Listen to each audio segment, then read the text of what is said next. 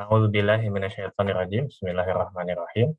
Alhamdulillah wassalatu wassalamu ala Rasulillah Sayyidina wa Maulana Muhammadin ibn Abdillah wa ala alihi wa ashabihi wa man walah wala haula wala quwwata illa billah.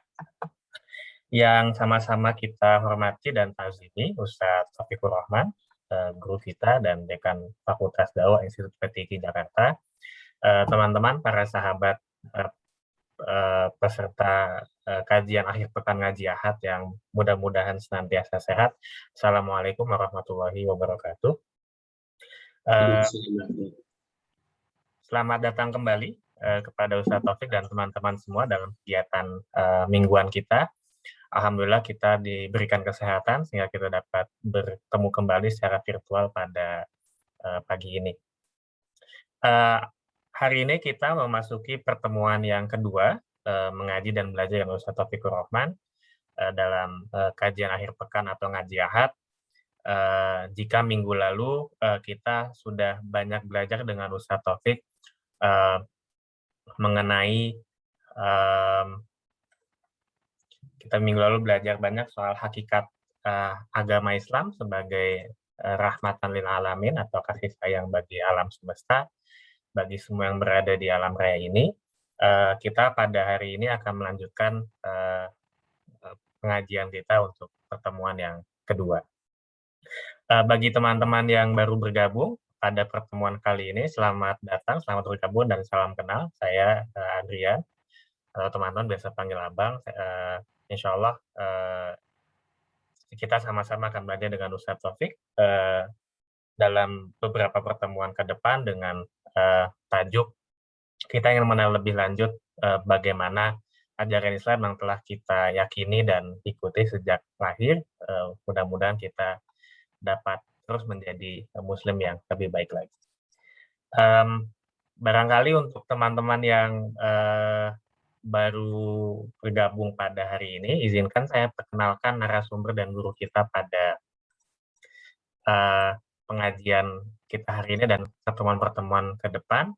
Guru kita adalah Ustadz Haji Taufikur Rahman MA. Beliau sehari-hari adalah Dekan Fakultas Dakwah Institut PTIQ Jakarta, menyelesaikan pendidikannya untuk pendidikan agama non-formal di Pondok Pesantren Al-Hikmah Benda Brebes, Pondok Pesantren Tahfidzul Quran An-Nuriyah Bumi Ayu, dan Pondok Pesantren Tahfidzul Quran Al-Asyariah Kalibober Wonosobo. Kemudian pendidikan formal beliau dituntaskan di Universitas Al-Azhar Kairo, tepatnya pada Fakultas Usuluddin, Program Studi Dakwah dan Kebudayaan Islam, dengan gelar Master of Arts atau MA. Sebelumnya juga menuntaskan pendidikan sarjananya di Institut PTIQ Jakarta dan di IQ Wonosobo.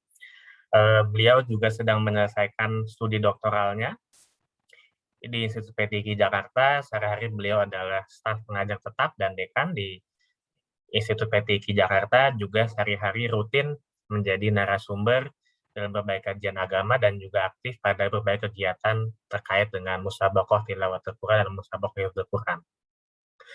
Beliau juga dengan istrinya Ustazah Siti Zakiro mengelola dan merintis rumah belajar Mishkatul Quran di kediamannya, berbagi dengan masyarakat sekitar untuk belajar Al-Quran dengan lebih baik.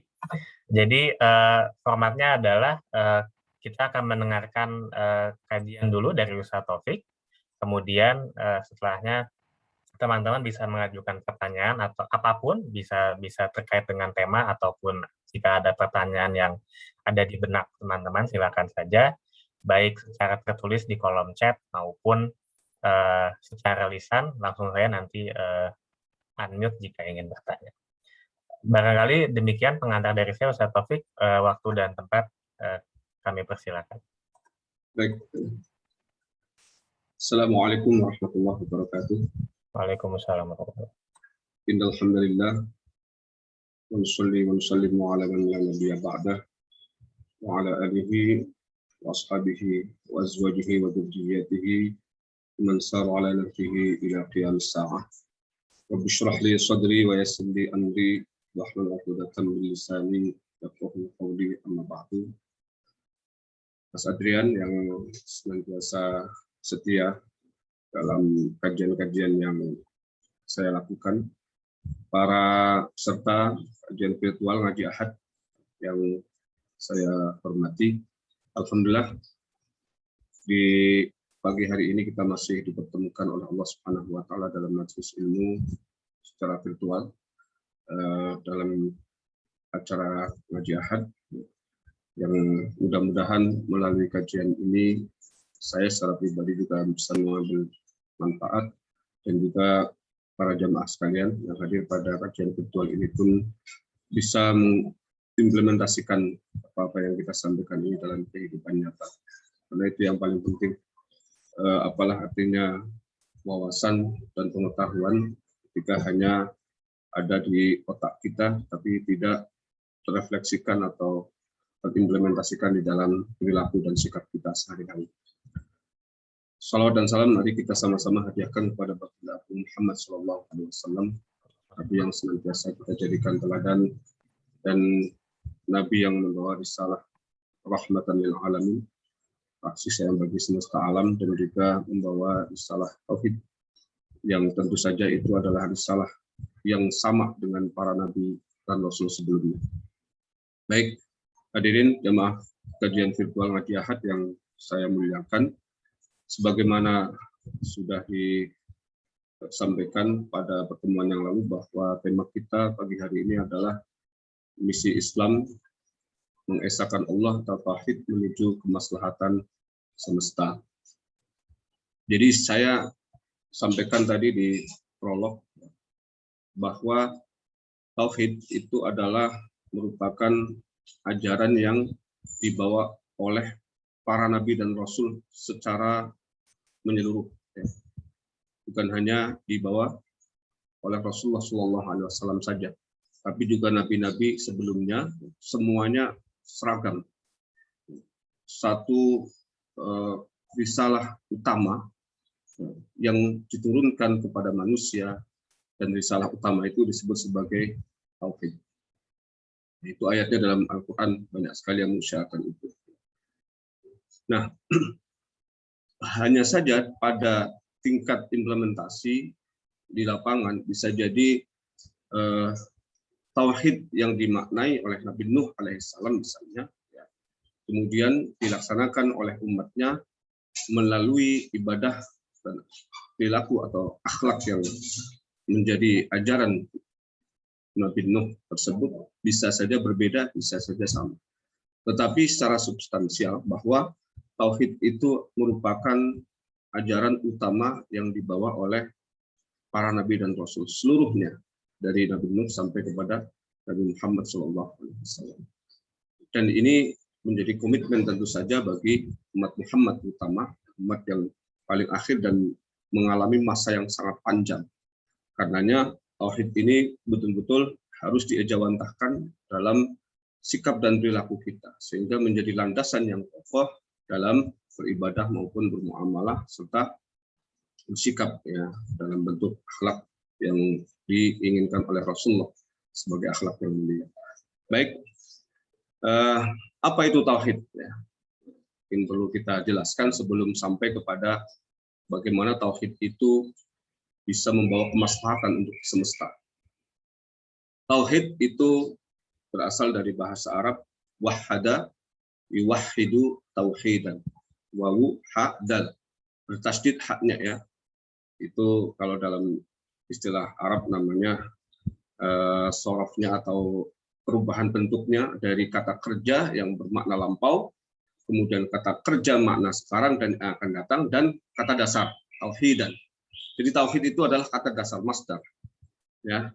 Nah, wahada yuwahhidu tauhidan yang kemudian menjadi tauhid dalam bahasa Indonesia itu artinya adalah mengesahkan atau menunggalkan, atau dalam bahasa yang barangkali lebih sedikit rinci, ya, tauhid adalah menafikan segala sesuatu selain sesuatu yang kita esahkan. Menafikan Tuhan selain Tuhan yang kita esahkan. La ilaha. Ya. Itu nafi namanya. Ya. Meniadakan, menegasikan, menafikan. Makanya la ilaha, tidak ada Tuhan Kemudian setelah nafi, setelah menegasikan, setelah meniadakan secara total, secara menyeluruh, ya, baru kemudian ditetapkan, diisbatkan dengan illallah. Jadi la, ya, itu dalam bahasa Arab artinya tidak ada, nafi, menegasikan, meniadakan. Ya. Kemudian illanya itu adalah isbatnya, menetapkan, kecuali Allah. Mengapa redaksinya seperti itu? Tidak misalnya ilahun wahid, Tuhan satu misalnya, atau wallahu ahad misalnya. Ya. Sebab ketika hanya dengan redaksi Tuhan satu, maka masih ada kemungkinan Tuhan-Tuhan yang lain yang dianggap satu oleh orang yang mempercayainya, dan pada akhirnya satu itu bukan merupakan sesuatu yang mutlak. Maknanya menjadi relatif. Satu menurut A, satu menurut B, satu menurut C. Maka kemudian kata la ilaha itu adalah menegasikan, meniadakan secara absolut, secara mutlak kemungkinan adanya Tuhan selain Allah. Ya. Jadi kalau orang misalnya saya tidak akan makan kecuali lapar, ya, berarti tidak boleh ya makan ketika masih kenyang, setengah kenyang, sedikit kenyang, Pak. Ya, 0,01 kenyang bahkan. Itu ketika kita mengatakan saya tidak akan makan kecuali lapar. Ya. Berbeda, saya makan pada saat lapar. Iya, pada saat lapar makan, tapi kenyang juga makan. Nah ini, maka la ilaha illallah itu subhanallah. Ini maknanya kalau digali, kalau dalam perspektif tauhid ini luar biasa dalam. Namun kita tidak akan menggali sampai ke sana, karena nanti ada kajian yang lain. Baik, itu secara bahasa. Nah, kemudian secara istilah, menjadikan Allah sebagai satu-satunya zat yang disembah oleh manusia. Ya, satu-satunya. Karena nanti mungkin ada penyembahan kepada harta, penyembahan kepada jabatan, penyembahan kepada atasan, bahkan penyembahan kepada istri dan calon istri bagi yang belum punya. Ini hati-hati ya. Maka sesembahan atau menyembah itu dalam makna tauhid ya, itu harus absolut juga, harus mutlak juga. Tidak boleh ya orang menyembah Allah tapi kemudian di satu sisi ya dia juga menyembah yang lain walaupun dalam bentuk yang berbeda, bukan penyembahan hakiki. Ya. Makanya jemaah sekalian, kenapa riya itu disebut asyirkul asghar?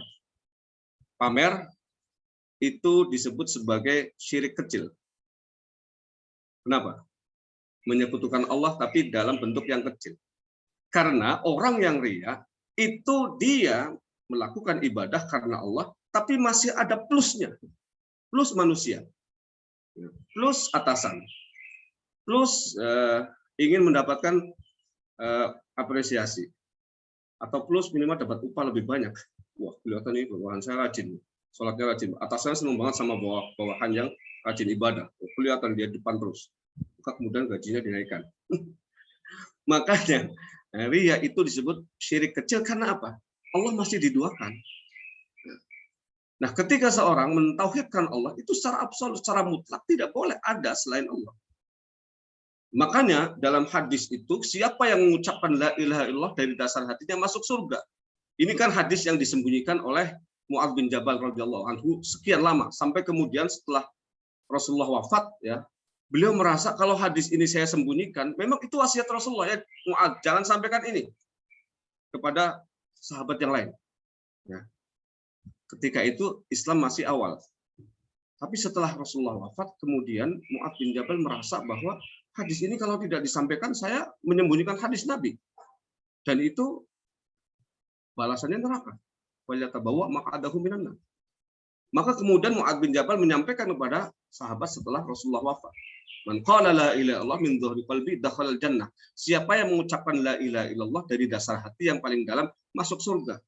Kok enak banget ya, cuma la ilaha illallah masuk surga. Ketika dulu Rasulullah tidak boleh menyampaikan, di awal Islam masih rintisan, ya, pemahaman umat masih belum begitu komprehensif. Ini dikhawatirkan akan ada persepsi yang keliru, pemahaman yang keliru.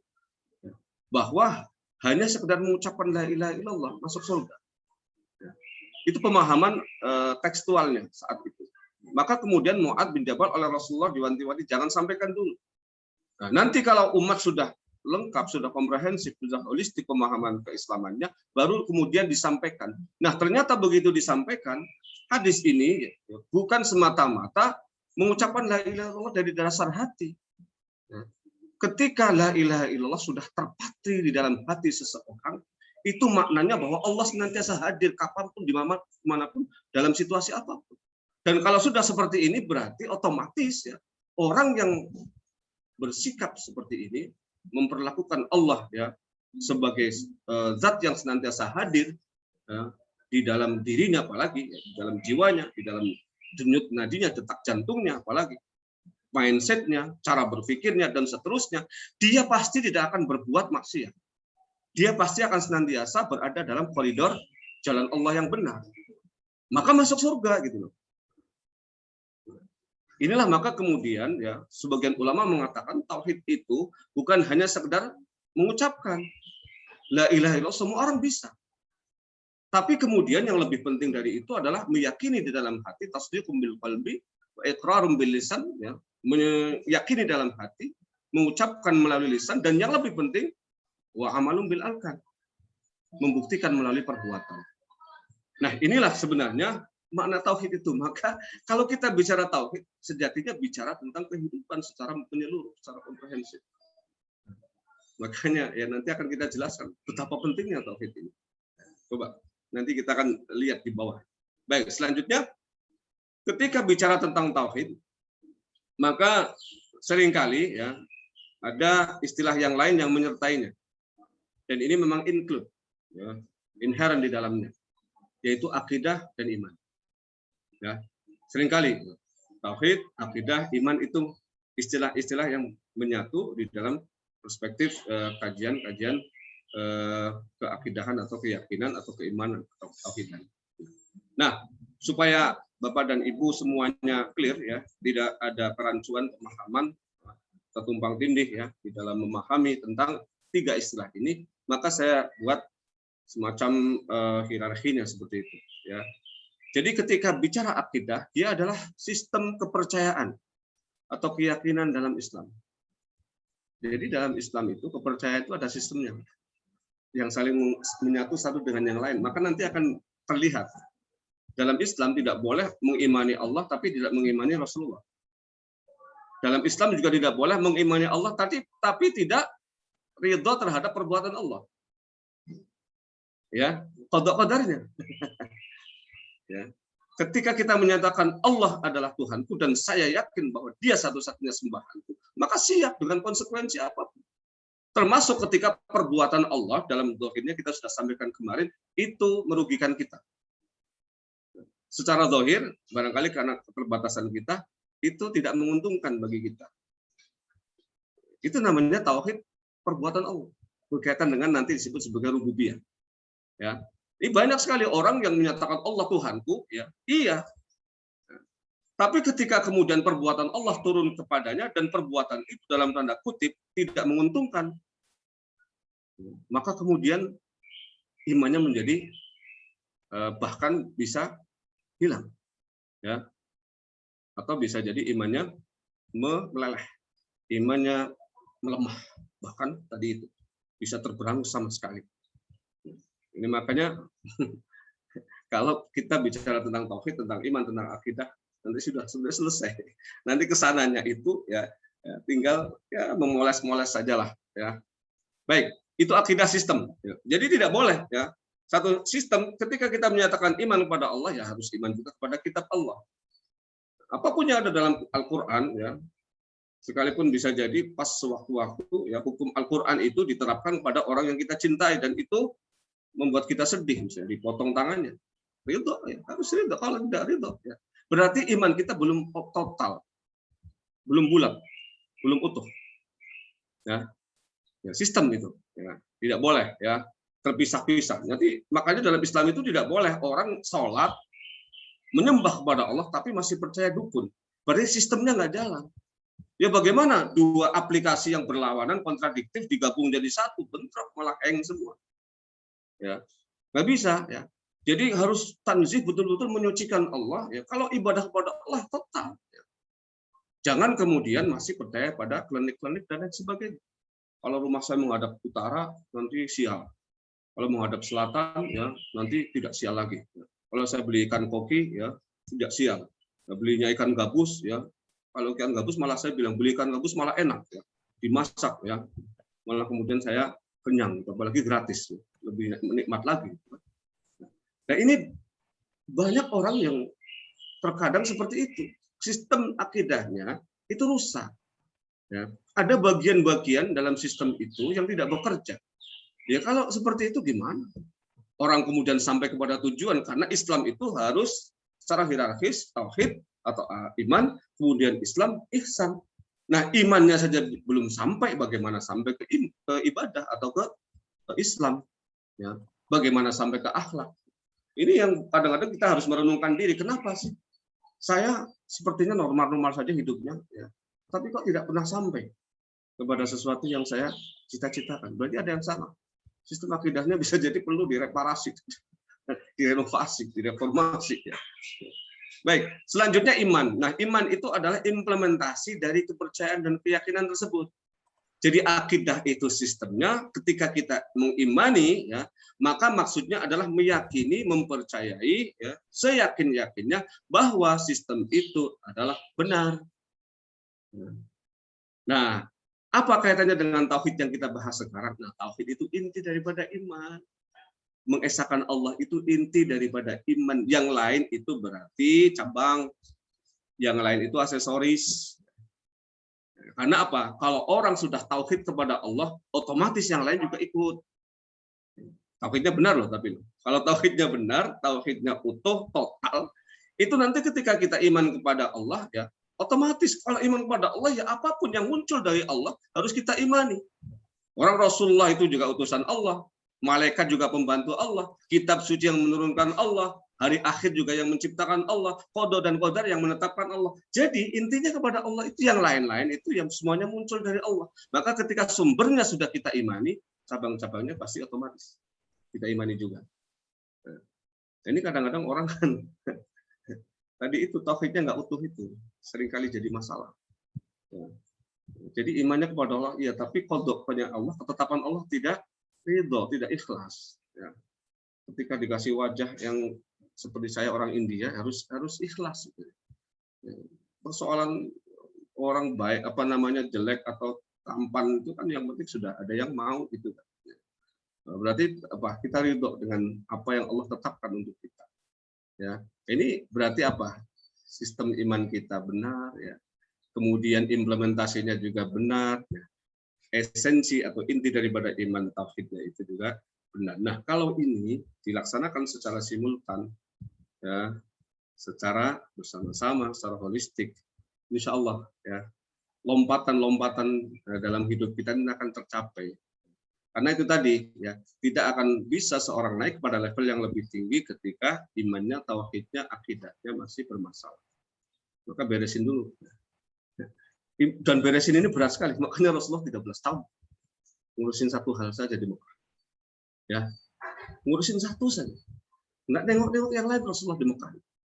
Ya, baru kemudian 10 tahun di Madinah bisa melakukan semuanya. Ya. Dalam hidup kita pun sama, ketika tauhid itu sudah benar, iman itu sudah benar, akidah itu sudah benar, itu gampang. Ya. Kenapa sih orang gelisah menatap masa depan? Itu karena dia tidak yakin kepada Allah. Padahal pernah saya katakan dulu di kajian rumah, kalau tidak salah, Imam Syafi'i pernah mengatakan kalau orang masih khawatir tentang rezekinya di masa yang akan datang, berarti dia suudzon kepada Allah, berburuk sangka kepada Allah. Nah. Ini kadang-kadang perhitungannya terlalu jelimet, Pak. Kan boleh perhitungan-perhitungan itu sebagai angka-angka nominal, tapi jangan kemudian itu satu-satunya perhitungan. Ya. Karena perhitungan Allah itu ajaib terkadang, tidak nalar, tidak masuk nalar kita. Seringkali seperti itu. Ya bagaimana orang ngasih 1 juta, itu kan ngasih hilang, tapi kok malah tambah kaya? Berkurang kan harusnya, kan logikanya kan berkurang. tapi kok kemudian malah nambah. Itu aneh. Dimanapun matematika kalau dikurangi ya berkurang. Makanya tidak harus semuanya seperti itu. Ya, untuk hal-hal yang memang harus seperti itu. Ya kalau perusahaan urusan-urusan teknis itu harus jelimet ya satu-satu. Kalau tidak repot. Tapi kalau sudah kembali kepada diri kita, hal seperti itu saya seringkali dikonsultasikan. Iya, tetap kalau orang dagang harus tertib administrasi. Suami mau ambil rokok bayar, harus itu. Urusan dagang dengan urusan kasih sayang lain lagi. Nanti kalau sampai kasih sayang urusannya di tempat tidur itu lain persoalan. Tapi kalau urusan dagang harus tegas. Ini uang dagang, ini uang kasih sayang, lain lagi. Nah, tapi ya itu tadi ya ketertiban itu kemudian jangan menjadikan kita itu terkooptasi, terkungkung oleh sesuatu yang bersifat nominal manusiawi itu tadi. Karena nominal Allah seringkali berbeda dengan nominal kita. Ya. Baik, kita lanjutkan. Nah, ya, silakan. Ada yang share ingin nanya langsung kalau berkenan. Silakan. Mas Refki boleh langsung unmute. Ada yang mau nanya langsung, silakan. Iya, ada Ustaz. Ya, Pak Ustadz. Assalamualaikum warahmatullahi wabarakatuh, Pak Ustadz. Ya. Saya mau nanya Pak Ustadz dikit aja. Nah, tadi kan di awal Pak Ustadz bilang kalau misalkan riya gitu ya, atau misalkan kita ibadah karena disukai orang lain oleh atasan, itu berarti tauhidnya dipertanyakan lah gitu ya bahasanya. Ya. Berarti dia ibadah bukan karena Allah gitu. Nah, saya mau nanya nih Pak Ustadz, ini berdasarkan pengalaman saya juga sih. Jadi Pak, gimana hukumnya kalau gini Pak Ustadz? Jadi pada saat saya dulu masih sekolah nih Pak Ustadz ya, saya SMA kan di sekolah Islam nih. Terus dulu tuh impian semua orang pada saat kelas 3 itu masuk ke kuliah kampus yang bagus gitu. Nah, orang ini pada saat dia udah akhir-akhir kelas 3 demi dia dapat kampus yang bagus tuh langsung banyak yang sholat duha, langsung tiba-tiba puasa sunnah gitu. Jadi mereka tuh sholat duha atau misalkan ibadah yang sunnah mungkin ya, atau mungkin yang wajib juga. Itu demi semata-mata mendapatkan apa yang diinginkan, yaitu misalkan mendapatkan kampus yang bagus, kampus yang diinginkan gitu. Tapi setelah dia dapat kampus yang diinginkan ya udah nggak ibadah itu lagi gitu. Nah, itu kan berarti dia ibadah bukan karena Allah kan, tapi ibadah karena dia pengen mendapatkan sesuatu gitu. Nah, itu gimana hukumnya Pak Ustadz? Apakah itu masuk riya sah-sah aja atau gimana itu? Tapi kan itu dia pengen banget dapat sesuatu, jadi dia ibadahnya ditambah gitu. Tapi pada saat udah dapat nih, ya udah dia balik lagi ke dulu gitu. Nah, itu gimana Pak Ustadz? Terima kasih Pak Ustadz. Baik, pertanyaan yang bagus ya. Ini pertanyaan gue banget gitu ya. Pertanyaan ya manusiawi banget gitu loh. Ya. Termasuk ustadznya juga sama ya. Seperti itu ya.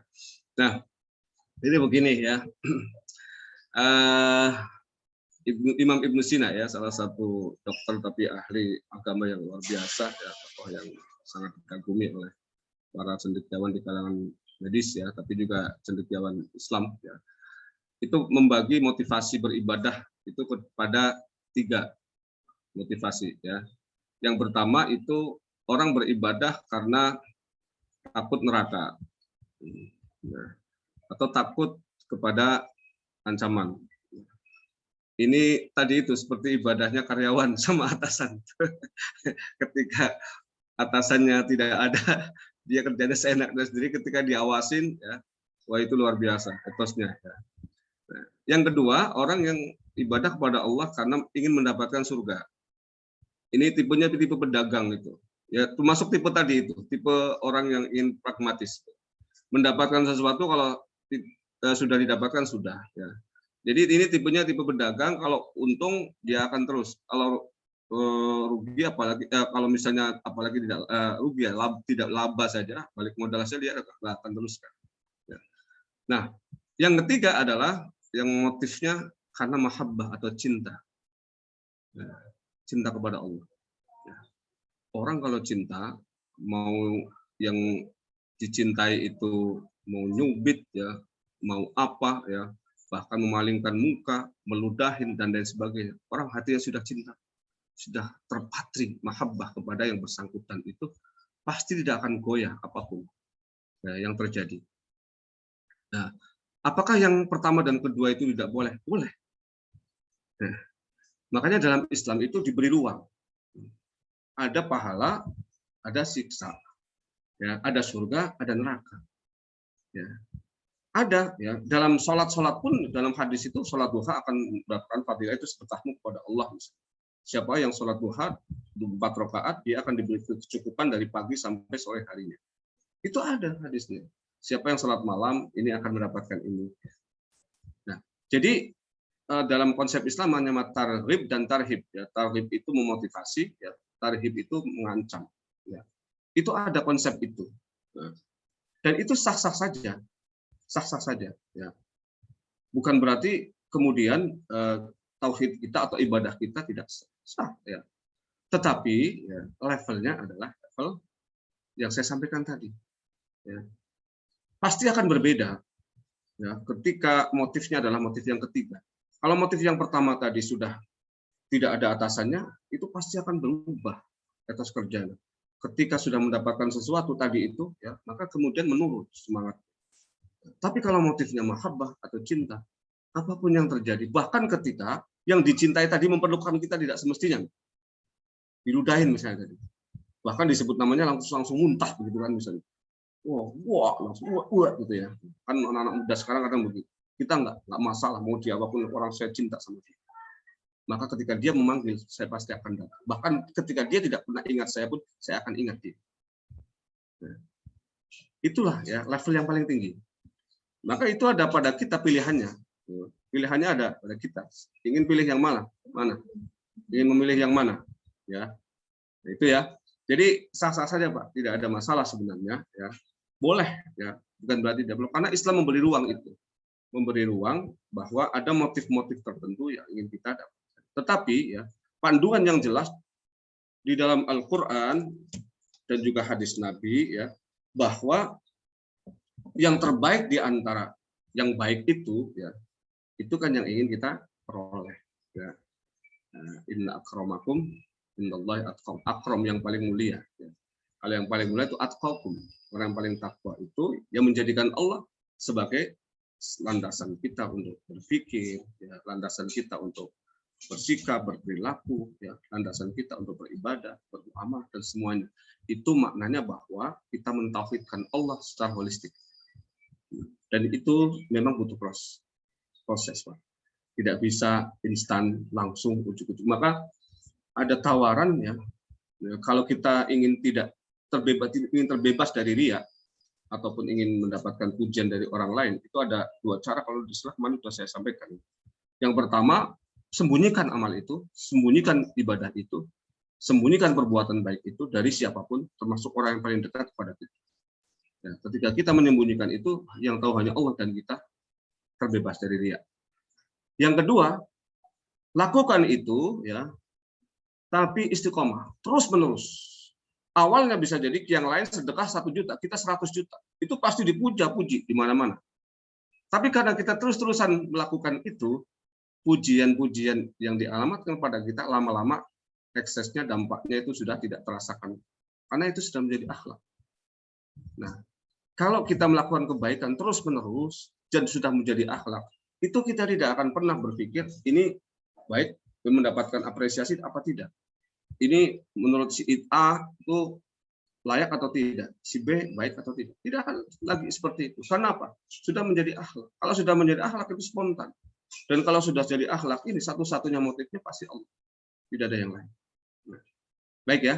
Mungkin itu ya. Jawaban saya, silakan ada pada pilihan kita. Nah, kita lanjutkan kepada pembagian tauhid.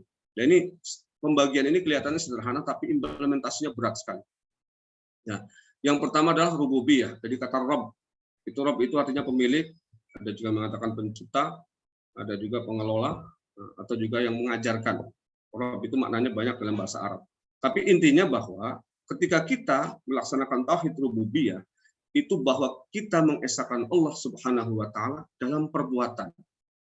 Maksudnya perbuatan yang dilaksanakan oleh Allah ya, itu harus kita landaskan kepadanya. Dan ketika perbuatan Allah pasti maslahat, pasti kebaikan, biyadikal khair. Ini yang saya katakan tadi, berat di sini. Nah, banyak orang yang berhasil mentauhidkan Allah dalam hal misalnya asma dan sifatnya, misalnya nama dan sifatnya, atau dalam ibadahnya, penyembahannya, uluhiyahnya. Tapi ketika rububiyahnya gagal, karena dia rajin sholat, rajin qiyamul lail misalnya, ternyata pangkatnya nggak naik-naik, jadi cleaning service terus. Lama-kelamaan, saya sudah 20 tahun cleaning service nggak naik-naik, apa gunanya tahajud saya? Berarti ini orang ya tauhid rububiyahnya sudah mulai kendor, bahkan bisa tereliminasi. Ya. Kalau kita mentauhidkan Allah, ya, maka perbuatan Allah apapun yang terjadi itu harus kita terima. Ya. Karena Allah tidak mungkin berbuat buruk, tidak mungkin. Walaupun zahirnya bisa jadi tampak buruk, ya, bagaimana kita jelaskan kemarin. Ya. Kemudian penciptaan. Maka ini penting juga. Ketika manusia dengan akalnya mencapai level yang paling tinggi dan kemudian menciptakan sesuatu, penemuan-penemuan, ya, maka kalau tauhidnya tidak kuat, ya, bisa jadi dia terjerumus ke dalam pengkultusan kemampuannya, pengkultusan kompetensinya, pengkultusan skillnya. Ya. Maka harus disadari bahwa penciptaan mutlak itu milik Allah, manusia menciptakan sapi secara nisbi. Ya. Maka tauhid ini akan membebaskan manusia dari kultus-kultus apapun. Termasuk orang yang paling pintar sekalipun di seluruh dunia. Dia akan menyadari bahwa dia jadi seperti itu karena Allah yang menciptakan. Bukan karena usahanya dia. Usahanya dia itu secara nisbi. Ya, secara relatif memang. Tapi ya hakikatnya adalah tetap Allah. Itu kan pernah dari kaum Bani Israel 50 tahun siang malam ibadah, tidak henti-henti ibadah kepada Allah, dan luar biasa ibadah. Sampai kemudian ketika dia akan dimasukkan ke surga, Allah menyatakan, berfirman, kamu masuk surga karena anugerahku. Nah, orang Bani Israel mempertanyakan, ya Allah, ya Rabb, Tuhanku, terus amalku kemana? 50 tahun loh ya Allah, siang malam saya beribadah kepadamu, tapi masuk surga karena anugerahmu, karena rahmatmu. Allah kemudian bertanya, siapa yang menciptakanmu? Engkau. Siapa yang membuat badanmu sehat sehingga engkau bisa ibadah siang? Engkau. Siapa yang memberi kekuatan spiritual sehingga ibadahmu istiqomah? Engkau. Terus protes, masih lanjut, tidak lagi ya Allah. Tidak lagi katanya. Karena memang seperti itulah adanya. Jadi aku bisa melakukan ini karena engkau mengizinkan. Maka konsep la haula wala quwwata illa billahil aliyil azim itu kalau kita pegang teguh, nggak akan ada muncul kesombongan, nggak akan muncul keangkuhan, nggak akan muncul ego, ya, dan lain sebagainya. Ya. Ya, inilah makna tauhid, ya, subhanallah. Ya, kalau kita implementasikan, ya, elaborasi dalam kehidupan itu luar biasa. Dalam pengelolaan alam semesta kita sudah sampaikan. Ini pandemi, ini kan zahirnya buruk ya. Tapi kan ini tetap dalam koridor pengelolaan Allah, Rabbul Alamin itu. Dengan apa yang kita sampaikan prinsip Ar-Rahmanir Rahim yang senantiasa Allah akan bawa dalam ciptaannya, dalam perbuatannya, dalam pengelolaan alam, pemeliharaannya juga. Ya. Ya. Jadi kalau kita bicara hakikat, memang ya pandemi ini Allah yang menciptakan. Ya. Ya, sejauh itu adalah Allah yang menciptakan, Allah yang mengelola, Allah yang mengatur. Ya. Maka jangan sampai muncul kemudian, sekalipun bisa jadi kita menjadi korban yang tanda kutip yang paling berat gitu ya. Di Bekasi itu saya baca ada sekitar 600-an atau berapa anak-anak yang kehilangan orang tua karena pandemi. Ya, mungkin baca Pak Adrian Karim itu. Saya baca kemarin di surat di online, berita online itu, ya. Luar biasa data itu. Ini kan sangat menyedihkan satu sisi. Tapi kalau orang yang bertauhidnya benar, ya, jangan melihat sesuatu secara parsial. Ya, sepotong-sepotong. Harus dilihat itu secara holistik, secara komprehensif. Nah, karena cara pandang yang komprehensif dan holistik ini nanti akan yang kemudian menghasilkan kesimpulan yang terbaik. Nah, ini tauhid rububiyah namanya. Dan ini berat. Nah, ketika orang meyakini seyakin-yakinnya bahwa perbuatan Allah, penciptaan Allah, pengelolaan, pemeliharaan adalah yang terbaik, maka jangan pernah mempertanyakan. Hanya karena kita yang dirugikan dalam tanda kutip. Ketika kita tadi ya, mendapatkan keuntungan, diam saja. Nggak ada yang tahu. Tapi giliran ada masalah, satu kampung tahu semua. Ini kan tipikal manusia yang innal insana khuliqa halu'a dalam Al-Quran. Berkeluh kesah terus. Idza massahu syarru jazua. Nggak pernah mau bersyukur menerima apa yang. Ketika ada masalah, ya, semua orang tahu. Tapi ketika tidak ada masalah atau bahkan mendapatkan hal-hal yang menyenangkan, diam saja. Ini yang pertama. Yang kedua adalah uluhiyah, yaitu mengesahkan Allah dalam penyembahan dan peribadatan. Itu yang tadi ditanyakan itu. Jadi motif kita beribadah itu adalah karena Allah. Nah, ini memang tauhid yang sama-sama berat. Jadi kalau kita bicara tauhid itu berat semua. Makanya 13 tahun itu ngurus satu hal saja. Kata beratnya itu. Ya, berat sekali ya. Orang menyembah ya, secara hakikat kepada Allah. Tetapi secara nisbi ya, dia masih menyembah atasannya.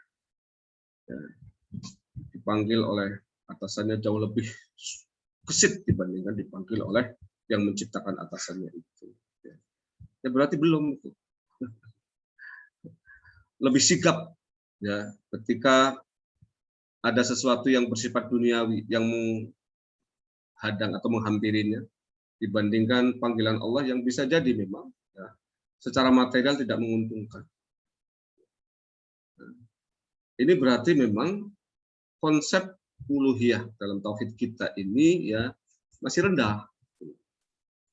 Kalau yang sudah tinggi ya itu apapun seperti saya sampaikan kemarin kisah Imam Ahmad bin Hanbal.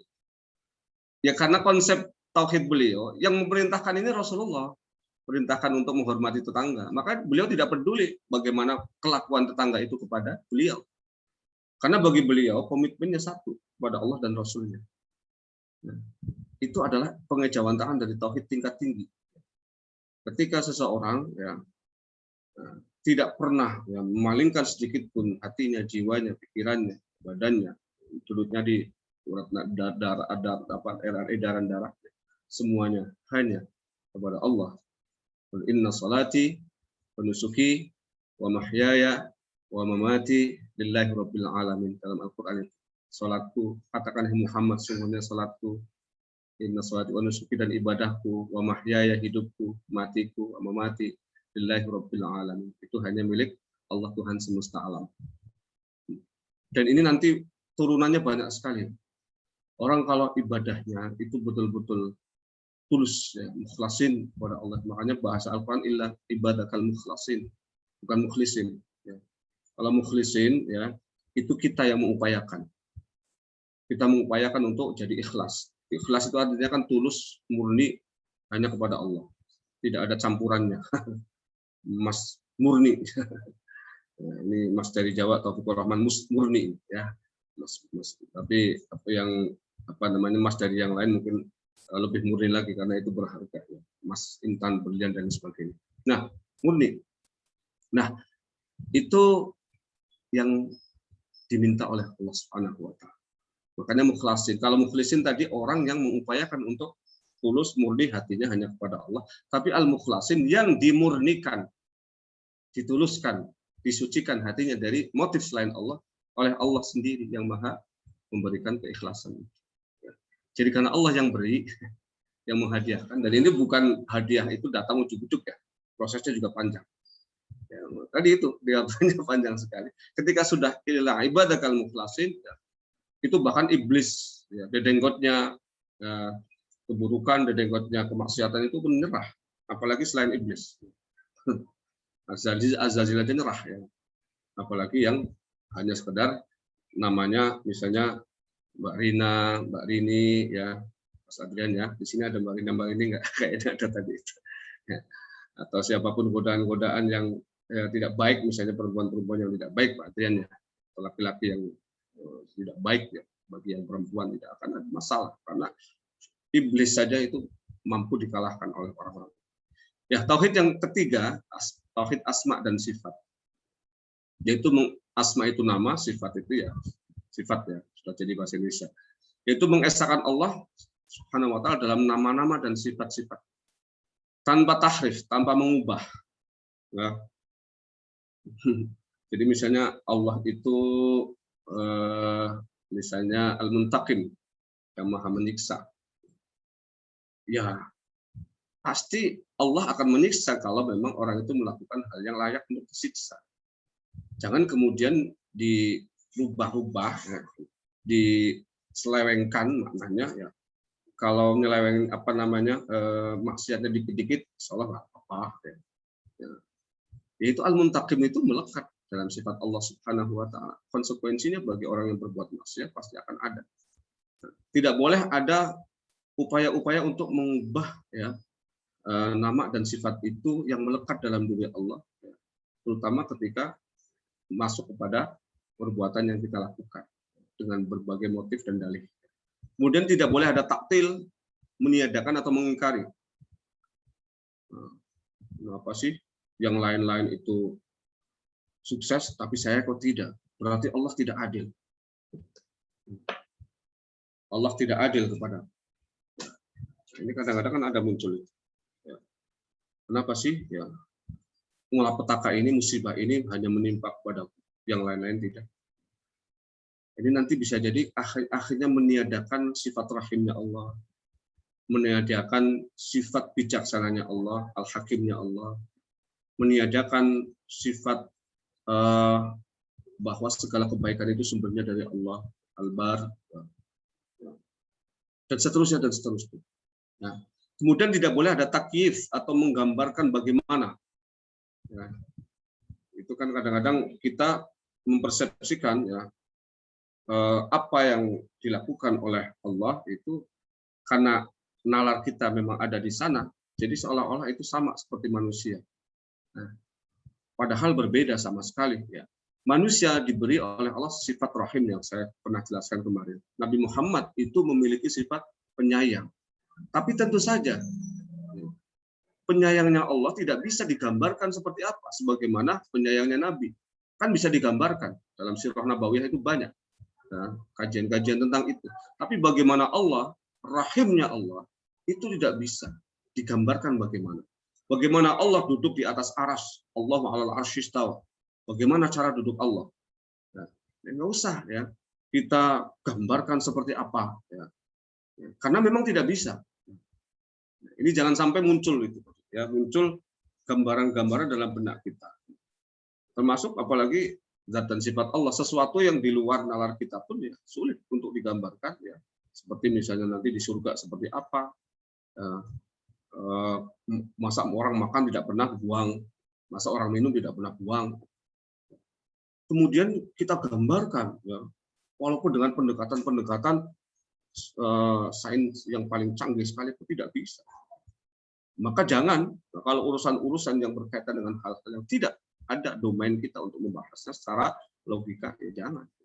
Ini namanya takyif. Ya. Tidak boleh ada takyif. Dan tidak boleh pura ada tamtsil, menyerupakan atau tashbih ya, Allah dengan manusia. Nah, ini kan kadang-kadang ada orang ya sebenarnya dia akidahnya Muslim bisa jadi, tapi mentashbihkan kekuatan ya orang ya, yang padahal kekuatan itu bisa jadi datang dari mana, bukan dari Allah, tapi justru dari syaitan ya. Itu kemudian ya ditashbihkan, diserupakan dengan kekuatan yang Allah miliki. Sehingga ya keyakinannya kepada orang itu berlebih-lebihan. Ini bahaya juga. Ini munculnya klinik-klinik kan karena itu. Saya kadang-kadang bingung juga menghadapi model-model seperti ini. Orangnya berpendidikan, bahkan bisa jadi gelarnya merenteng. Tapi masih percaya hal-hal seperti itu. Ya, bingung ya, untuk menelitinya kok bisa gitu orang dengan nalar yang sudah sampai kepada tataran itu bahkan terrepresentasikan lewat gelar yang merenteng bahkan bisa jadi profesor tapi masih diperdaya oleh hal-hal seperti itu. Ini ya, jadi karenanya ketika kita bicara tentang tauhid 3 ini coba kita bisa lihat ya, berarti ketika kita tauhid rububiyahnya benar itu konteksnya tadi uluhiyahnya benar, berarti konteks. Nah, asma dan sifat pun sama. Karena nama dan Allah, sifat Allah itu kan dalam hadis memang ada 99. Oke lah, kita anggap itu 99. Itu harus diyakini apa adanya yang di situ secara total. Ya. Nanti kalau dijelaskan rinci-rinci masih ada waktunya lagi. Ini ada juga Ustadz namanya Ustadz Jumharuddin, itu spesifikasinya di bidang Asmaul Husna. Mungkin bisa ikut kajian beliau. Ya. Baik, kita lanjutkan karena waktunya biasanya sampai jam 10.15 ya. Baik, kemudian implementasinya dalam kehidupan bagaimana? Nah, tadi kita sudah bahas ya di depan makna dan pembagian. Ya. Nah, tauhid ini bagaimana implementasinya dalam kehidupan kita? Yang pertama, ya, asas bagi ibadah dan akhlak. Jadi sudah sedikit saya singgung bahwa landasan dalam beribadah dan juga dalam berakhlak itu tidak boleh tidak harus tauhid. Ya. Tidak boleh kemudian orang beribadah tapi tauhidnya masih bolong-bolong. Ya. Allah Akbar tadi itu masih ada ya, percaya dengan planet, dukun, paranormal. Ya. Ya. Sehingga kemudian ya, dia sholat, tapi di kamar sholatnya itu ada pisang, ya, ada kepala kebo gitu ya. Bisa dicantol-cantolin gitu ya. Kemudian di situ ada sesajen segala macam ya. Itu nggak bisa ya. Jadi asas ya itu harus betul-betul kokoh, bulat, utuh ya.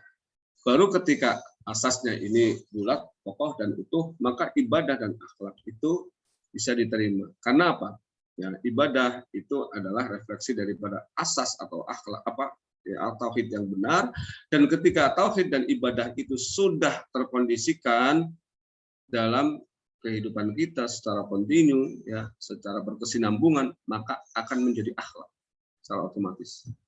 Nah, karena memang definisi akhlak kan yang paling banyak di sesuatu yang sudah berulang-ulang sehingga kemudian tanpa disadari ya spontanitas kita lakukan. Ya, orang kalau misalnya sudah terbiasa sholat duha ya misalnya itu nggak sholat duha itu kayak ada yang kurang ya. Nah, seharian itu nggak nyaman ya. Ada juga orang belum ngerasain tetangga itu rasanya mulut masih asem gitu kan ya. Masih ada yang kurang ini ya. Atau belum makan rujak. Bagi cewek-cewek ya belum makan bakso itu biasanya ada yang kurang. Nah, ini akhlak itu sudah spontan itu ya. Nah, kalau asasnya sudah benar dan kokoh, itu yang lain-lain tinggal mengikuti. Maka ini harus betul-betul digarap dengan sebenar-benarnya. Kemudian yang kedua, menjadikan manusia sebagai manusia. Karena meyakini yang manusia kedua ada tanda kutip. Coba Al-Baqarah ayat 23. Hudal lil muttaqin alladzina yu'minuna bil ghaibi. Coba. Saya pernah jelaskan dulu di kajian rumahan itu. Ternyata hidup kita mayoritas itu dikendalikan oleh sesuatu yang tidak tampak. Nah, coba yang hadir di sini ya ada nggak di depannya itu misalnya pengawas, irjen atau apapun namanya itu yang mengawasi tindakan kita secara fisik sehingga kalau hadir itu mendapatkan apresiasi ya, berupa apapun, kalau tidak hadir tidak mendapatkan. Saya yakin ya, semua yang hadir di kajian ini motifnya satu, mendapatkan ridho dan pahala dari Allah. Dan itu tidak terlihat, tidak tampak. Ketika seseorang melihat perempuan yang lain, ya, sekalipun cantiknya luar biasa, ya, kita menghindar untuk tidak melakukan hal yang dilarang oleh Allah. Kenapa? Apakah di situ ada atasannya atau suaminya? Enggak ada. Di situ juga tidak ada siapapun, cuman berdua di dalam satu kamar. Mengapa kita kemudian menghindar dari perbuatan maksiat? Karena kita yakin ada sesuatu yang gaib yang mengawasi kita. Hampir semuanya itu, ya. Kenapa sih atasan itu bertanggung jawab dengan pekerjaannya? Bukan semata-mata karena dia akan mendapatkan gaji, tapi lebih daripada itu karena ada motif tersembunyi yang itu ada dalam horizon otaknya dia bahwa ketika saya melakukan ini bagian dari ibadah. Nah, kalau itu dilakukan berarti apa? Ya, motifnya itu mendapatkan sesuatu yang sebenarnya tidak tampak. Dan yang mengawasi pun tidak pernah kita lihat. Siapa malaikat kanan kiri kita? Kita tidak tahu bentuknya kayak apa, kapan dia mencatat dan sebagainya. Jadi hampir semua ya aktivitas kita sebagai manusia itu dikendalikan oleh sesuatu yang tidak tampak. Maka inilah kemudian ya, yang menjadi landasan ya oleh Said Qutb dalam tafsirnya fi Dhilal Quran itu, mengapa alladzina yu'minuna bil ghaibi, orang yang beriman mengimani, meyakini dengan seyakin-yakinnya yang gaib itu maknanya bisa Allah. Dalam tafsir itu ya ada yang mengatakan yang gaib itu ketika dia sendiri, tidak ada yang lain, atau apapun yang gaib, baik itu Allah maupun selain Allah. Ya, mengapa ini kemudian menjadi syarat utama nomor satu loh, kriteria orang yang bertakwa. Hudalil muttaqin. Alladzina yu'minuna bil ghaibi, nomor satu. Baru kemudian wa yuqimunas shalah, mendirikan salat. Bukan salat dulu tapi iman kepada yang gaib. Disinilah Said Qutb menyatakan bagaimana mungkin orang akan mendirikan salat, menunaikan zakat dan amal-amal yang lain kalau dia belum jadi manusia. Masih jadi kambing gitu. Masa ada kambing sholat? Pernah lihat? Kambing bawa sajadah, mana bing sholat duhur. Panas-panas bing, iya, biar pahalanya banyak. Nggak ada. Nah, kenapa? Nah, Said Qutb menyatakan begini, ya. Manusia ketika dia menjadikan sesuatu yang tampak terlihat oleh panca indera itu sebagai sesuatu yang hakiki, berarti dia masih kayak kambing tadi itu. Kambing itu hanya melihat rumput yang ada di hadapannya hijau, dan dia tidak peduli apakah itu adalah rumput tetangga atau rumputnya sendiri. Ketika rumput itu dirasa nikmat untuk dimakan, dimakan. Karena dia hanya melihat dengan matanya. Apa bedanya dengan manusia? Manusia melihat rumput tetangga, cantiknya kayak apa, itu tetangga, bukan punya saya.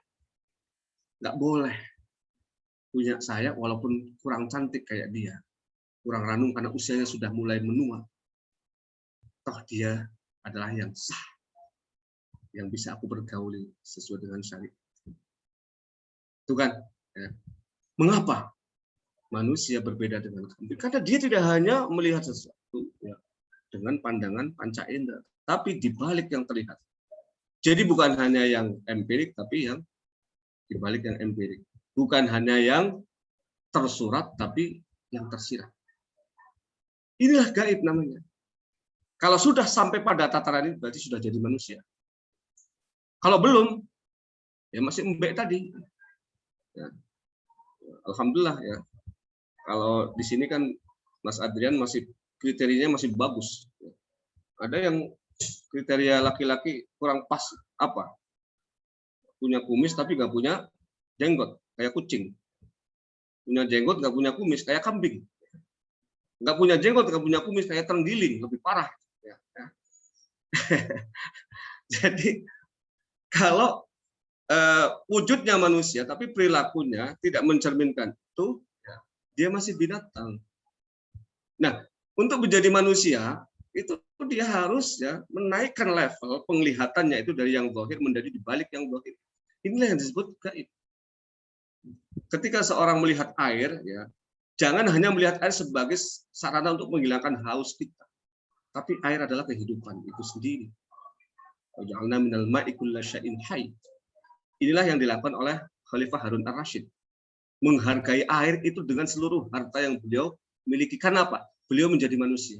Bukan jadi kucing yang hanya minum, habis itu sudah pergi. Nah, makanya kemudian kalau tauhidnya ini benar, kita jadi manusia beneran. Bukan manusia jadi-jadian. Bukan hantu gentayangan. Wujudnya manusia, tapi hakikatnya hantu. Hantu gentayangan. Ya karena apa? Lahum qulubul la yafqahuna biha. Punya hati tapi tidak untuk memahami kebenaran. Walahum a'yunun la yubsiruna biha, punya mata tapi bukan untuk melihat kebenaran, yang dilihat dan yang tampak saja. Walahum adzanun la yasma'una biha, punya telinga tapi telinganya hanya seperti corong saja, masuk semua, tidak menseleksi ya sesuatu apa itu baik atau tidak. Maka disebut Al-Quran ulaika kal an'am, itu seperti binatang ternak, balhum adall, bahkan lebih sesat. Ya, belum jadi manusia, bahkan binatang ternak aja lebih tinggi levelnya. Karena apa? Dia nggak punya akal. Nah, ketika tauhid itu sudah bersemayam di dalam keyakinan kita, maka kita meningkat menjadi al-muttaqin, bukan hanya orang beriman. Itu al-muttaqin, level lebih tinggi daripada al-mu'min. Ya. Karena itu tadi, itulah yang dilakukan Nabi Yusuf ketika dirayu oleh Zulaikha. Qala ma'adallah innahu rabbi, langsung nama Allah disebut. Ya, karena beliau adalah tipikal al-muttaqin tadi itu. Nah, ini yang kedua. Yang ketiga, membebaskan manusia dari hegemoni nafsu buruk atau nafsu ammarah. Itu ya, wa ubari'u nafsi inna nafsa la ammaratum bisu illa ma rahima rabbi. Di situ ada ma rahima rabbi. Ya. Jadi orang yang disayang oleh Allah itu akan terbebas dari hegemoni nafsu ammarah yang memerintahkan untuk berbuat buruk. Ya. Jadi seringkali kan nafsu ammarah ini yang mengendalikan manusia jauh lebih kuat dibandingkan nafsu lawamah, apalagi nafsu mutmainnah. Ada 3 kan nafsu itu dalam Al-Quran. Lawamah itu masih sedang-sedang, kadang baik, kadang tidak. Ammarah itu senantiasa mengarah kepada keburukan, yang mutmainnah senantiasa mengarah kepada kebaikan. Ya. Ini punya potensi 3 itu. Nah, yang ammarah ini yang biasanya paling dominan. Karena nafsu ammarah ini nafsu kebinatangan tadi. Dan binatang ada 2.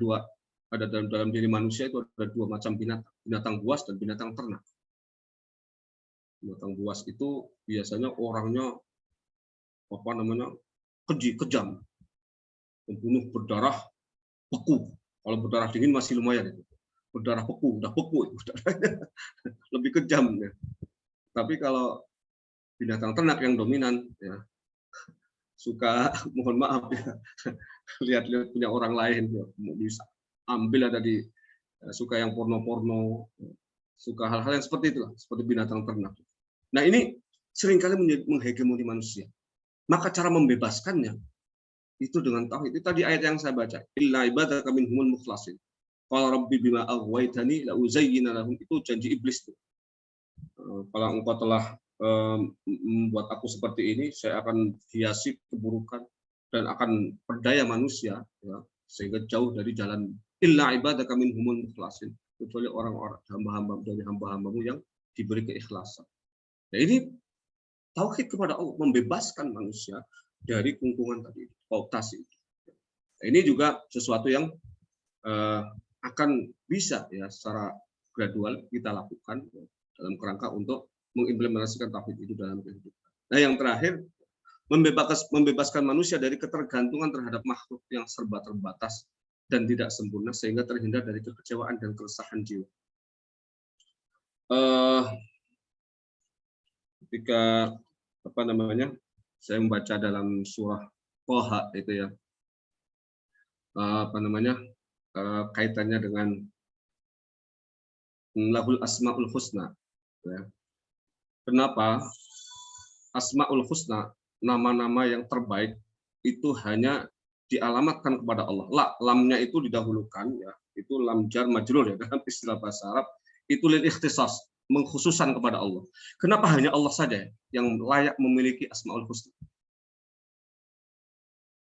Karena manusia itu ada yang punya nama, tapi kadang-kadang isi daripada nama itu nggak ada. Mohon maaf, namanya Imam Ghazali. Subhanallah, bagus banget. Tapi tukang copet. Kasihan Imam Ghazalinya itu. Jadi namanya, tapi isinya nggak ada. Makanya dia tidak layak untuk disebut nama-nama terbaik. Ada juga yang punya ya kebaikan-kebaikan, tapi tidak mencapai level sempurna seperti kesempurnaan Allah. Manusia sayang sama-sama punya sifat rahim. Dengan Allah, Allah kan ar-Rahim juga. Kita juga punya sifat rahim. Rasulullah punya sifat rahim, tapi rahimnya manusia terbatas. Berbeda dengan rahimnya Allah. Nah, yang ketiga ini yang paling bahaya. Ya. Dia ada wujudnya, tapi isinya ya ya, itu bohong semua. Bahkan bisa jadi ya itu memperdaya. Contohnya apa? Manusia punya sifat sombong. Padahal sombong itu adalah merupakan sifat yang hanya boleh disandang oleh Allah. Maka sifat sombong manusia ini ya sejatinya menunjukkan bahwa dia itu tidak ada. Wujudhu ka'adamihi. Wujudnya seperti tidak adanya. Orang-orang sombong, jadi Bapak dan Ibu ini cara menghadapi orang-orang yang sombong dan sombongnya udah kelewatan, nggak bisa diperbaiki. Anggap aja itu hantu gentayangan, Pak. Atau bahkan anggap saja dia tidak ada. Lewat aja. Karena memang itu. Nah, apa kaitannya dengan yang kita bahas? Karena Allah yang sempurna, maka yang lain selain Allah itu pasti tidak sempurna. Dan terbatas. Sejauh itu yang kita yakini, maka kita tidak boleh menuntut lebih dari istri kita supaya sempurna. Menuntut lebih dari suami kita supaya sempurna seperti sempurnanya Allah. Menuntut lebih dari bapak kita supaya sempurna sebagai seorang tua. Enggak bisa. Karena al-asma'ul husna, nama yang paling sempurna itu hanya milik Allah. Nah, ketika kita menyadari ini, jiwa kita akan terbebaskan oleh kekecewaan. Iya, orang dia manusia. Suami udah dipesen-pesen dari jauh-jauh hari. Pas hari hanya malah lupa. Malah mengingatnya anak tangga. Dikasih. Yang buat istrinya malah lupa. Ya kadang terjadi seperti orang dia manusia, bukan Allah. Kita akan menjadi orang yang mudah memaafkan. Implementasinya tidak mudah kecewa. Iya, dia bukan Tuhan, bukan Allah. Bahkan Nabi pun lupa. Nabi tidak pernah lupa. Salat asar 5 rakaat. Sahabatnya Rasulullah, emang ada tambahan lagi ya? Kata Rasulullah, bukan, saya lupa tadi. Rasulullah lupa juga. Pernah lupa. Ya. Karena beliau manusia. Ya. Tidak bisa kemudian ya, kita menuntut lebih. Nah, tauhid ya, ini membebaskan itu. Ya, saya ketika mengkaji ayat itu ya, lahul asmaul husna, ya subhanallah ya. Kita ini kadang-kadang implementasi di lapangan itu suka menuntut lebih bawahan kita supaya kayak begini, atasan kita seperti ini. Ya kalau sejauh itu ya mereka masih manusia, ya, pasti ada celah-celah kekurangannya, pasti ya. Dilihat semuanya sempurna, ya Allah itu sempurna banget ya, ya udah ganteng pinter ini. Mohon maaf ya, ternyata apa? Ya, ternyata itu penyakit. Ya, itu ada penyakit kronis yang sudah stadium 4, tinggal menunggu waktu. Ya, ganteng-ganteng tapi penyakitan. Ya ada begitu. Nah, itu pasti ada itu. Nah ini implementasinya ya. Yang terakhir mungkin karena waktunya. Ya. Tauhid dan kemaslahatan semesta, sebagaimana judulnya. Ya. Nah, tauhid sebagai solusi dalam menghadapi problematika kehidupan. Man amila sholihan min dzakarin aw unsa wa huwa mukmin. Itu catatannya wa huwa mukmin. Mukmin itu sifatnya atau bentuk katanya adalah isim fa'il, kata benda yang mengandung makna pelaku. Dan itu maknanya mukminnya sudah menjadi profesi. Mukminnya sudah melekat. Ya, jadi mukminnya bukan abal-abal. Sebab ada main sepak bola, ada pemain pesepak bola. Kalau main sepak bola saya juga bisa. Tapi pesepak bola Ronaldo, Messi. Itu lain. Itu mukmin. Nah, kalau dia mukmin, falanuhyiyannahu hayatan thayyibah. Akan diberi kehidupan yang baik dunia akhir. Ini jaminan dari Allah. Ya. Jadi solusi sebenarnya, termasuk pandemi ini. Ya. Pandemi ini solusi yang terbaik menurut saya selain vaksinasi dan protokol, itu solusi itu adalah tauhid. Wah, itu luar biasa. Menaikkan imun jauh lebih kuat dibandingkan imun-imun yang lain. Ya. Karena seringkali yang mengganggu itu justru was-was, khawatir berlebihan, fobia, sesuatu yang sebenarnya bukan domain kita.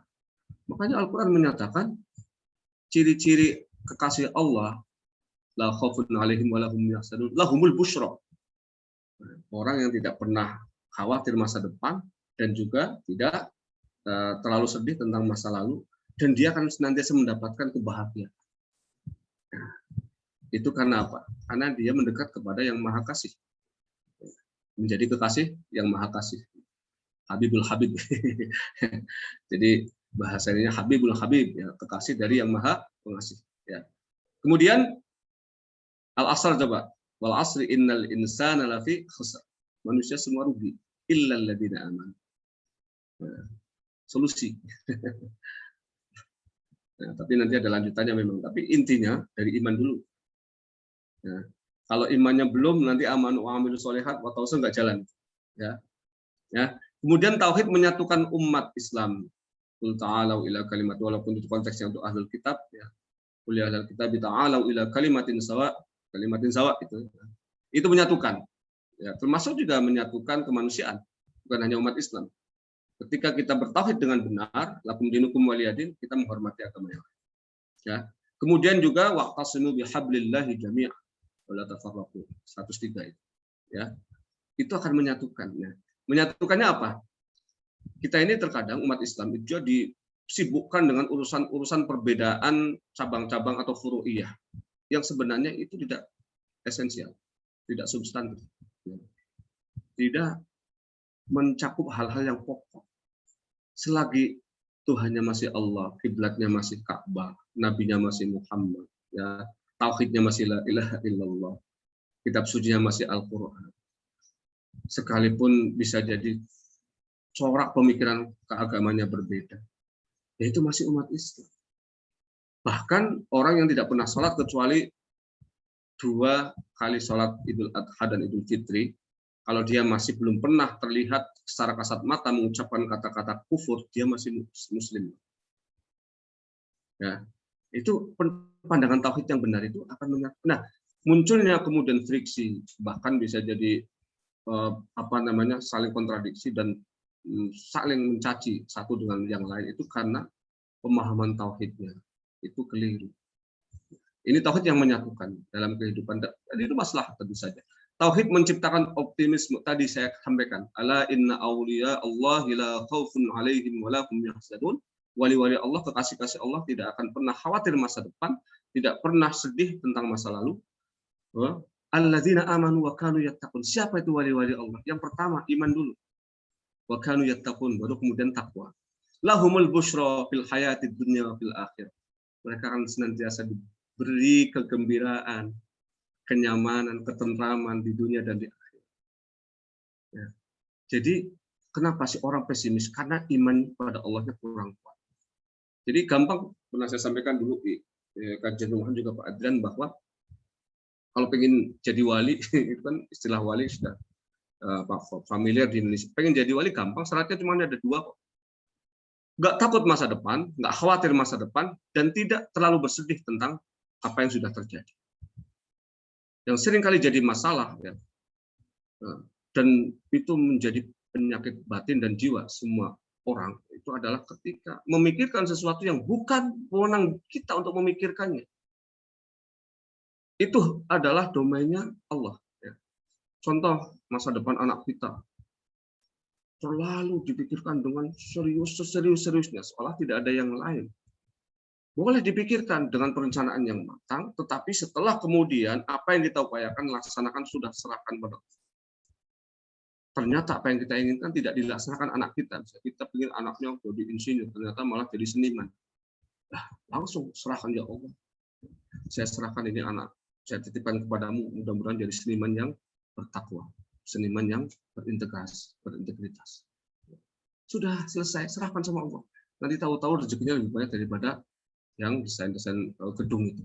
Ternyata karya seninya malah miliaran, bisa ada triliunan, ada yang mau beli. Kita tidak tahu. Sudah, jangan terlalu memikirkan hal-hal yang akan terjadi, karena itu sebenarnya wilayah Allah. Ya.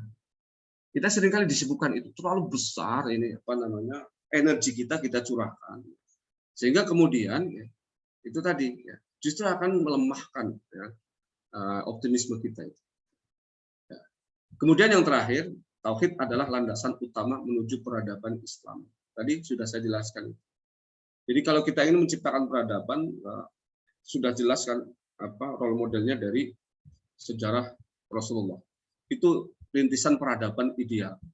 Dimulai dari tauhid, kemudian diakhiri dengan ibadah dan akhlak, dan pada akhirnya menciptakan peradaban baru yang betul-betul antitesa dari peradaban sebelumnya.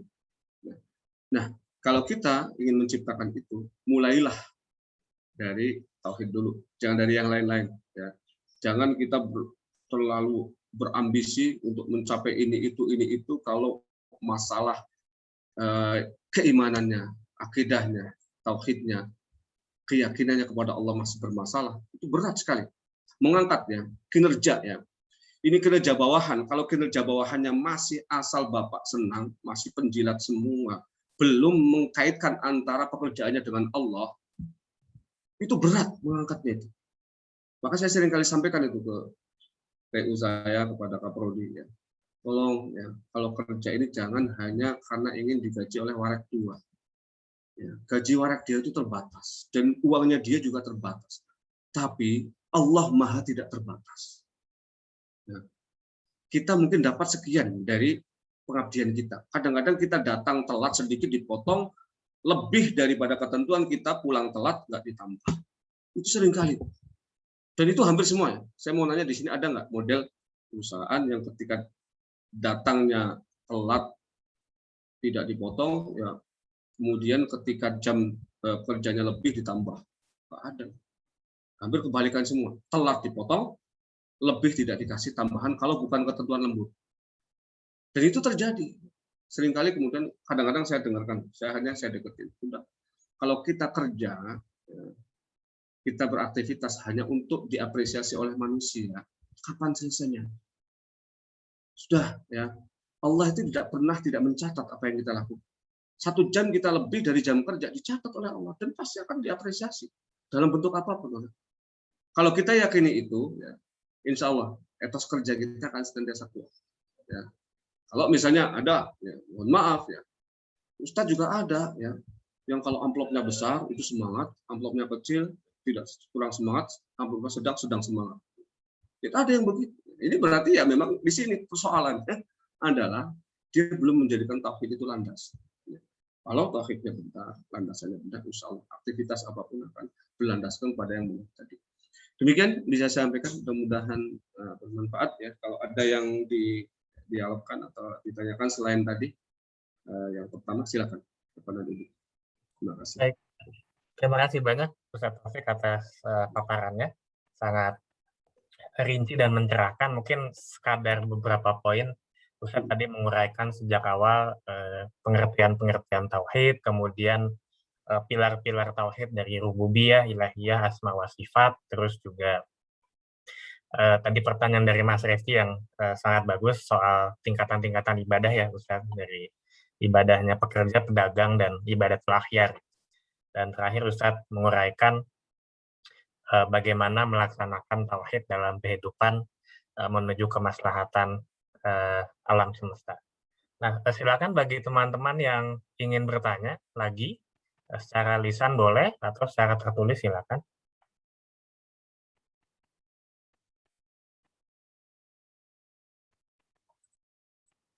Irsyad ada?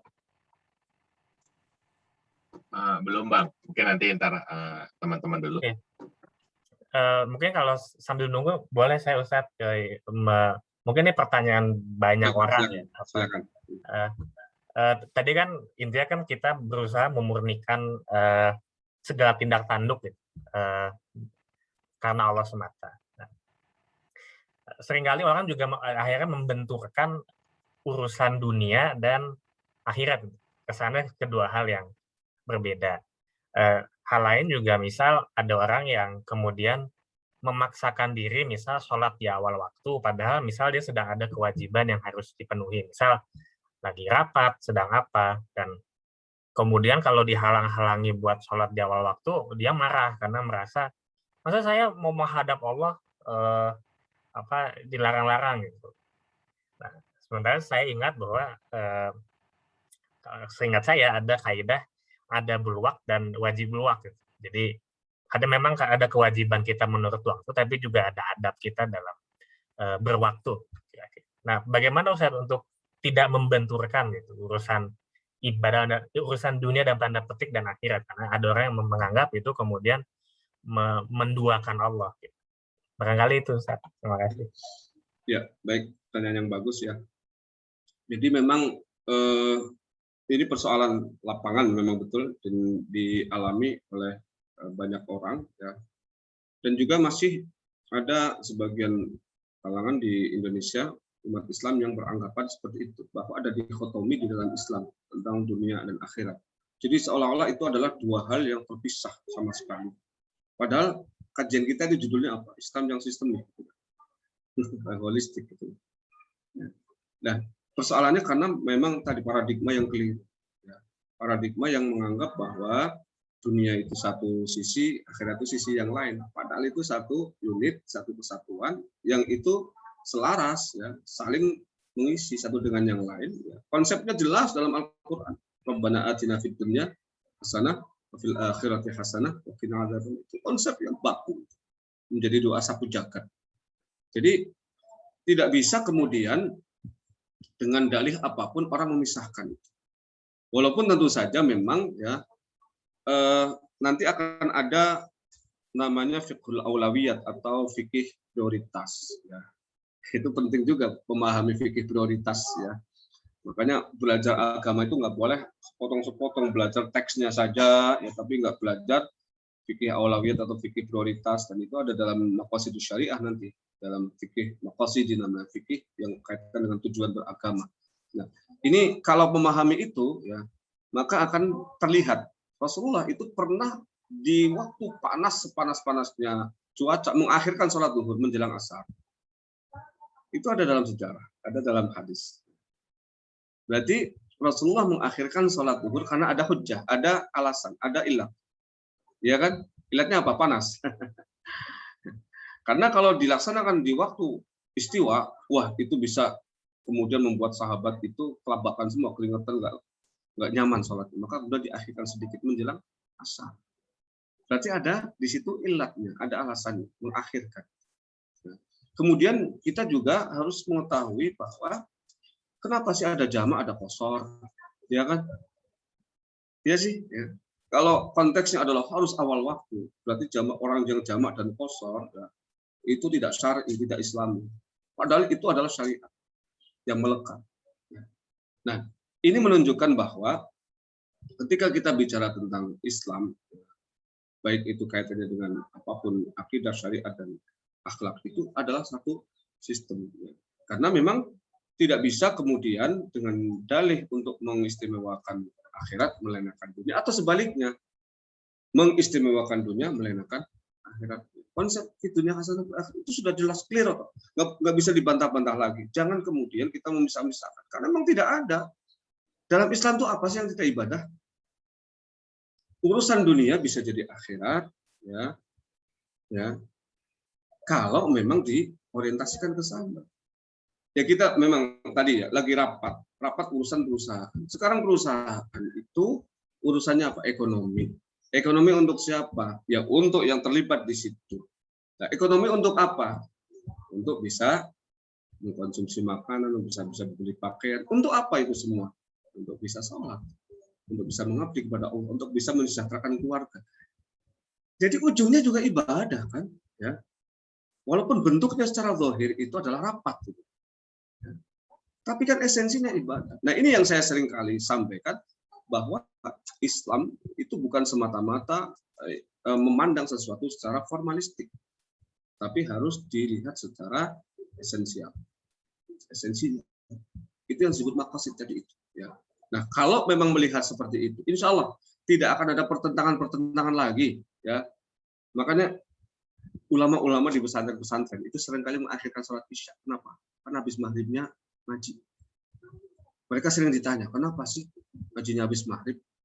Ya karena tidak ada waktu yang lain. Mereka siangnya pada belajar. Setoran Al-Quran di pesantrennya anak saya itu sampai jam 8. Baru kemudian sholat isya. Nah, itu ada hujjah, ada ilatnya, ada alasannya mengapa? Ya, karena orang belajar Al-Quran, ya, itu utamanya paling bagus habis zuhur, habis maghrib. Nah, sedikit mengakhirkan sholat isya, tapi bukan berarti melalaikan Allah. Ini ya, kalau pandangan holistik seperti itu, insya Allah sejauh itu bukan menjadi modus ya atau dalih ya. Wah, saya rapatnya sengaja dipepetin jam 12 kurang seperempat. Nah, itu modus berarti itu. Yang supaya nabrak gitu. Rapatnya jam 10, itu rapat yang wajar. Ternyata molor. Karena ada hal-hal yang sangat krusial, menyangkut nasib mau bangsa dan negara misalnya, menyangkut nasib umat ya secara keseluruhan misalnya. Ya kalau yang rapat itu presiden kan bisa sampai ke sana. Nah, kemudian sedikit lambat sholat zuhurnya. Saya juga sama di kampus itu ya. Itu ada yang mengkritisi, kenapa sih waktu perkuliahan tidak samakan dengan waktu sholat? Saya bilang, ini bukan pesantren. Kalau pesantren bisa disetting seperti itu. Ini mahasiswa, ya. Apalagi musolanya tidak representatif, tidak menampung semua mahasiswa untuk sholat di situ. Ya kalau kemudian waktunya dibarengkan dengan waktu sholat, musolanya nggak muat, sama juga bohong. Nanti ada juga yang belakang-belakang, nggak sesuai waktu juga. Malah nyusahin, Ustaz. Malah nyusahin gitu kan, ya. Jadi oke lah, jangan terlalu itulah dikotomis dulu. Selalu kuat itu memisahkan satu dengan yang lain. Baik ya, ini ada tuh Bu Mutiara. Iya, Mbak Mutiara, silakan Mbak. Ya. Ini udah buat atau masih Mbak ini? Saya nggak tahu. Iya. Oke, Ustadz saya izin bertanya. Jadi tadi Ustadz juga udah sempat paparkan di implementasi tauhid tentang manusia yang harus menjadi manusia. Kemudian yang saya rasakan sekarang mungkin iman itu sebetulnya kadang naik, kadang turun, begitu Ustadz. Apa ya Ustadz kira-kira pengingat pertama bagi kami sehingga iman yang lagi naik agar tetap naik, begitu ya. Kalau turun, tidak tergelincir juga kita kepada hal-hal yang lebih buruk lagi. Gitu. Kadang udah tahu juga sebenarnya mana yang benar, mana yang salah, cuma bagi manusia suka lupa. Mungkin itu aja Ustadz, terima kasih. Mempertahankan yang sudah ada supaya levelnya tidak turun dan sebisa mungkin menaikkan sampai pada level yang paling tinggi dari keimanan kita. Memang iman itu sama seperti ibadah dan juga akhlak harus dipelihara, ya, harus dipupuk terus. Ya. Nah,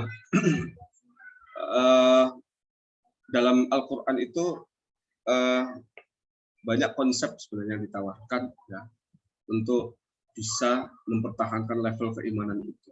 Ya. Yang paling utama adalah bertahap lah. Nah, dari hal-hal yang paling mudah dulu, ya, graduasi itu ya, itu konsep umum dalam turunnya wahyu juga sama, ya, bertahap tidak frontal gitu ya. Jadi misalnya iman itu kan erat kaitannya dengan ibadah ya. Ya, karena apa? Untuk memupuk iman itu harus dengan ibadah. Jadi nggak bisa iman itu dibiarkan sendirian tanpa dipupuk dengan ibadah. Nah nanti ibadah itu sampai pada level akhlak. Nah kalau sudah tersinergi satu dengan yang lain itu insya Allah akan bertahan. Nah konsep graduasi tadi itu ya harus diterapkan ya. Misalnya apa? Implementasi iman itu atau indikator bahwa dia itu imannya kuat atau tidak kan sholatnya misalnya. Nah sholat yang paling ringan itu apa? Kita pilih misalnya maghrib dulu. Itu sholat yang paling familiar ya, sholat yang paling populer dari masa dulu sampai sekarang ya. Berarti istiqomah dulu. Misalnya mau berjamaah silakan di masjid kalau dekat, kalau tidak berjamaah di rumah atau di tempat yang biasa kita sudah laksanakan. Ya, itu istiqomah. Ambil dulu satu. Ya, yang jamaah itu misalnya istiqomah maghrib. Oh maghrib saya masih di tempat pekerjaan, ya sudah apa? Bisa. Oh Isya juga masih, ya sudah. Di tempat kerja apa? Zuhur misalnya. Komitmen dengan pimpinan misalnya bisa diciptakan itu zuhur atau asar. Ambil mana yang kira-kira, jangan subuh dulu karena subuh itu yang paling berat, subuh dan isya itu ya. Ada dua salat yang bagi orang munafik itu berat. Berarti pilihannya adalah maghrib, zuhur atau asar. Itu contoh ya misalnya graduasi. Baru kemudian terus meningkat. Nah, tidak mungkin orang kemudian secara frontal langsung kepada yang paling berat. Nah, termasuk misalnya kalau kita memilih untuk meningkatkan iman dengan baca Al-Quran, karena itu juga salah satu cara. Selain ibadah, itu adalah zikir kepada Allah dan sering-sering membaca Al-Quran. Nah, bagaimana supaya itu menjadi sesuatu yang kontinu? Dari yang termudah dulu, surat-surat yang kita hafal, surat-surat pendek misalnya, atau Yasin yang biasa tiap malam Jumat kita baca, itu coba diistiqomahkan. Nah, zikir pada Allah ya, zikir setelah sholat. Nggak usah lama-lama dulu lah, nggak usah harus setengah jam. 5 menit saja cukup. Terus ya, secara gradual ditingkatkan bertahap. Nah, pada akhirnya kemudian ditingkatkan dan istiqomah. Konsep yang kedua, tadi graduasi, yang kedua adalah konsistensi. Nah, kalau sudah konsisten, ya, tadi kenapa orang tidak konsisten? Karena tadi itu berat misalnya. Kadang melaksanakan, kadang tidak, karena berat. Maka jangan dipilih dulu yang berat-berat. Konsistensi itu bisa terjaga kalau kita memiliki kesanggupan untuk itu. Kesanggupan itu kan harus diukur dengan kapasitas kita. Nah, itulah kemudian bisa sampai kepada konsistensi. Nah, kalau sudah konsistensi, nah, itu insya Allah ya, orang kalau sudah terbiasa tadi sholat duha setiap hari, pasti akan ada yang kurang. Biasa tadarus Al-Quran 1 hari misalnya di 3 halaman, 4 halaman, dan hari itu belum baca, itu pasti akan mencari kapan waktu itu untuk bisa membaca. Nah, kalau sudah konsisten, ya, itu nanti akan ada buahnya. Innal ladzina qalu rabbunallah tsumma istaqamu tatanazzalu alaihimul malaikah. Nah, nanti malaikat akan bantu kita turun, ya, dan kemudian Allah takhafu wa la tahzanu. Jadi wali tadi tidak takut masa depan, tidak terlalu sedih kalau lagi rugi usahanya, bangkrut atau bahkan bisa jadi terpuruk ya. Wa absyiru bil jannah. Bahkan akan diberi berita gembira, optimisme ya. Idul jannah, surga di masa depan, ya. Di surga di dunia ada surga yang lain yang bisa kita nikmati. Allati kuntum tu'adun. Nah, ini konsep ini sebenarnya sederhana ya. Graduasi dan konsistensi ya, mudah saya ucapkan, tapi berat dalam pelaksanaan. Ya. Tapi insya Allah saya nggak usah mau menjawab dengan terlalu banyak dulu. Coba itu dulu. Saya yakin kalau bisa, coba saja buktikan. Bisa saja. Misalnya sholat maghrib berjamaah terus sudah sampai 1 tahun, pasti ada buahnya nanti. Ya, baca Quran misalnya 3-4 halaman, terus ya. Coba zikir setelah sholat, terus ya. Nanti baru kemudian nyari-nyari yang lain, sholat duha coba yang sunnah-sunnah. Ya, kalau yang wajib-wajib sudah, nanti yang sunnah-sunnah. Ya, kalau yang sunnah-sunnah sudah, sunnah yang ringan, ada sunnah yang berat. Ya. Kalau sudah nanti nyari lagi ya, yang lebih berat lagi. Ya, apa? Ya, biasanya sedekah ya. Kalau memberi itu kan juga melepaskan ikatan kita dengan dunia, itu juga bagian daripada memupuk iman juga. Ya. Kenapa sedekah itu, zakat itu kemudian menjadi kewajiban dan sedekah itu menjadi sunnah? Karena itu juga akan memupuk iman orang. Jadi keterikatan kita kepada dunia itu dikikis sedikit demi sedikit, ya. Sehingga kemudian yang ada adalah keterikatan kepada pemilik dunia ini. Gitu, Allah. Ya. Demikian ya, Mbak Mutiara ya. Mungkin jawabannya 2 saja, tapi coba saja terapkan. Ya, ya, silakan. Baik. Ya. Bu Mutiara ada lagi? Cukup. Oke, terima kasih. Saya jadi ingat kemudian Ustadz dulu pernah ajarkan ibadah itu kadang cocok-cocokan juga ya Ustadz. Mana yang pas buat kita untuk dilakukan berproses. Ya, nanti milih itu juga sama ya. Jadi milihnya itu, makanya tadi graduasi itu kan salah satu aspeknya kan itu tadi. Tahapan-tahapan itu termasuk juga memilah dan memilih mana yang cocok ya. Karena tidak semuanya. Ada orang yang cocok puasa, tapi ada yang tidak cocok puasa. Karena kalau puasa dia tidur terus harian. Ya, maka cari pada yang lain yang cocok. Ya misalnya apa? Saya kuatnya bangun malam, sudah bangun malam, nggak usah puasa. Atau kuatnya sedekahnya yang kuat ya. Tapi sholat jamaahnya kadang-kadang karena kendala banyak hal nggak bisa. Ya udah, yang penting adalah istiqomah tadi pasti akan menciptakan tadi ya, pemupukan iman itu. Karena iman ibadah itu satu rangkaian yang tidak bisa dipisahkan. Ya, demikian. Ya. Baik, terima kasih Ustadz. Mungkin karena waktu ya, ada pertanyaan terakhir ke saya nih Ustadz. Kalau begini pertanyaannya. Manusia itu kan tadi Ustadz bilang terbatas. Termasuk dalam memahami, melaksanakan, dan menginterpretasi iman. Nah, pertanyaan yang bertanya ini, bagaimana kita tahu bahwa pengertian dan interpretasi kita terhadap iman itu benar? Jadi, bagaimana supaya hati dan pikiran kita itu selalu dekat dengan kebenaran? Iya, bagus ya. Jadi,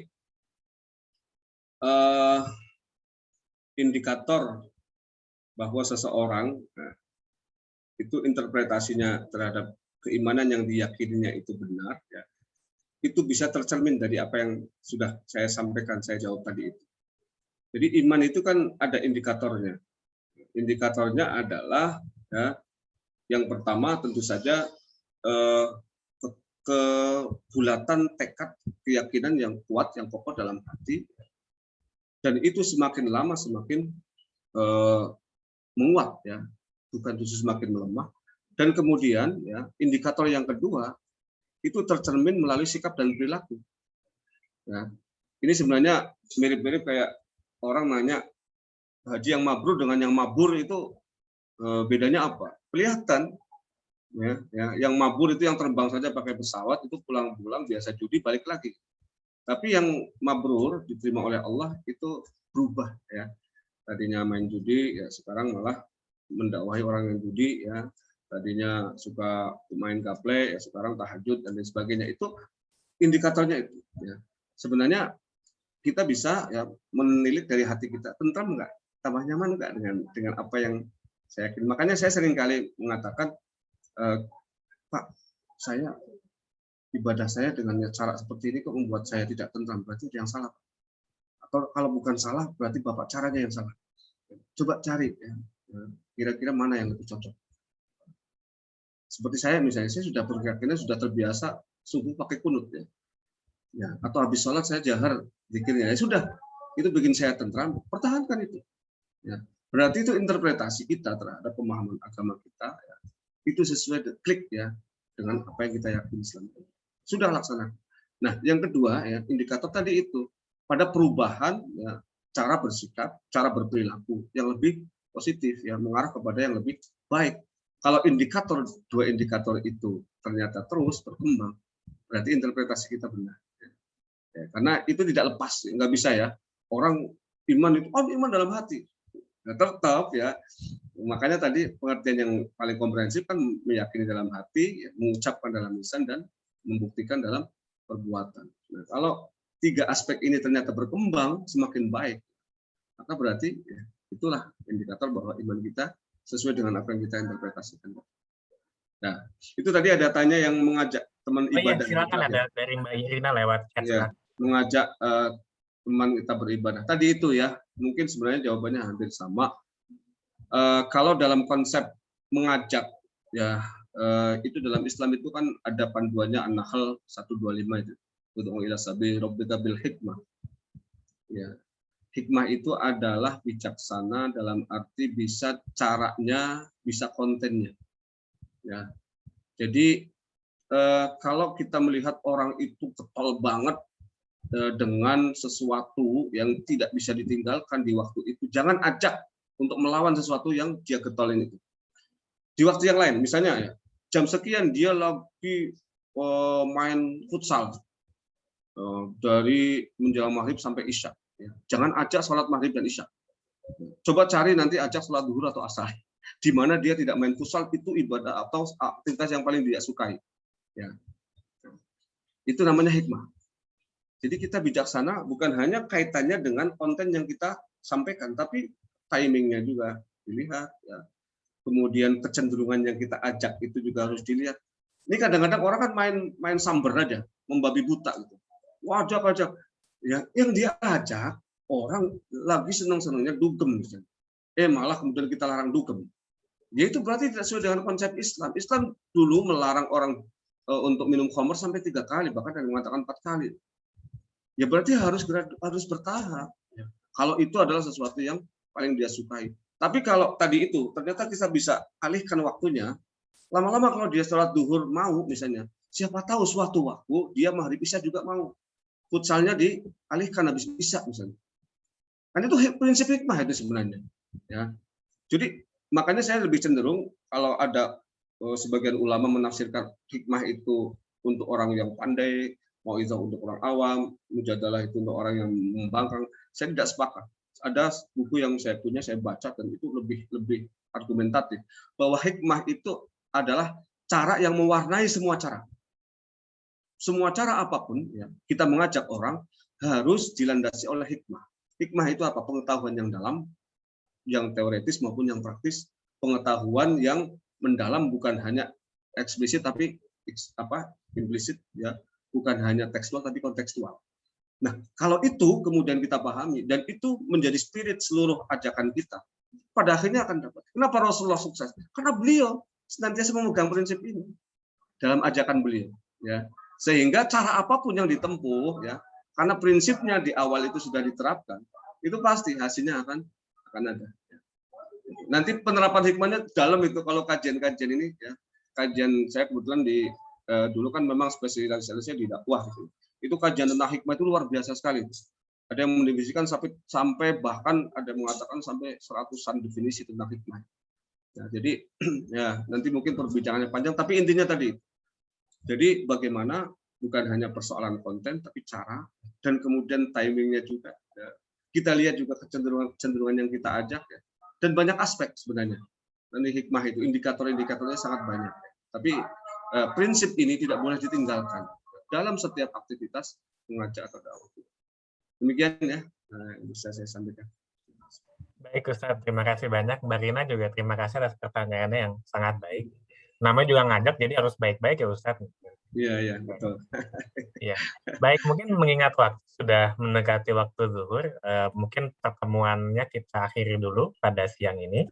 Kalau teman-teman ada pertanyaan lagi, mungkin bisa titip WA ke saya atau ke Irsyad, nanti Ustadz kalau berkenan saya forward ke Ustadz mungkin ya pertanyaannya kalau ada sewaktu-waktu ada yang ingin tanya lagi. Terima kasih banyak teman-teman semua atas keikutsertaan dan antusiasmenya pada siang ini. Diskusinya sangat menarik dan sangat beragam. Mungkin kita akhiri dengan doa Ustadz. Mohon dapat ditanda. Baik. Kita tutup dengan doa, mudah-mudahan apa yang kita kaji ini mendapatkan maslahat dan manfaat ya, baik untuk diri kita maupun untuk orang lain, dan tentu saja mendapatkan ridho dari Allah Subhanahu wa taala. Kita tutup dengan doa. Astagfirullahaladzim, astagfirullahaladzim, astagfirullahaladzim, Muhammad sallallahu tabaraka wa ta'ala wa sahabat Rasulullah ajma'in. Alhamdulillahirabbil alamin. اللهم لا تدع لنا في مقامنا هذا ذنبا الا غفرته ولا هما الا فرجته ولا مريضا الا شفيته ولا عيبا الا سترته ولا معسرا الا يسرته ولا دينا الا قضيته ولا طالبا الا وفقته ولا طالب العلم الا وفقته ولا طالب العلم الا وفقته ولا حاجة من حوائج الدنيا والآخرة هي لك رضا ولنا فيها صلاح الا قضيتها يا رب العالمين. اللهم ارزقنا فهم النبيين وحفظ المرسلين وإلهام الملائكة المقربين برحمتك يا أرحم الراحمين. ربنا آتنا في الدنيا حسنة وفي الآخرة حسنة وقنا عذاب النار. الحمد لله رب العالمين. اللهم وفق لقوم الطريق. السلام عليكم ورحمة الله وبركاته. Waalaikumsalam warahmatullahi wabarakatuh. Terima kasih banyak teman-teman semua. Terima kasih banyak Ustaz Taufik atas perjumpaan dan pelajarannya pada siang ini. Mudah-mudahan membawa manfaat bagi kita semua. Insya Allah minggu depan kita akan masuk ke pertemuan 3. Rencananya untuk pertemuan minggu depan kita mulai masuk ke karakteristik Islam. Jadi bagaimana apa saja ciri-ciri risalah Islam yang hadir bagi kita semua. Linknya tetap sama untuk minggu depan. Jadi mohon dapat disimpan. Sampai ketemu, mudah-mudahan kita semua sehat selalu dan tidak kurang suatu apapun juga. Wallahul muwaffiq ila aqwamit thoriq. Wassalamualaikum warahmatullahi wabarakatuh. Waalaikumsalam. Terima kasih semuanya. Assalamualaikum. Waalaikumsalam warahmatullahi wabarakatuh. Terima kasih banyak AB, Ulia, Wisnu, Refki, Irsyan, thank you ya. Mbak Marisa, terima kasih. Dodo, Wisnu, mangga-mangga yuk. Assalamualaikum. Sama-sama Bang.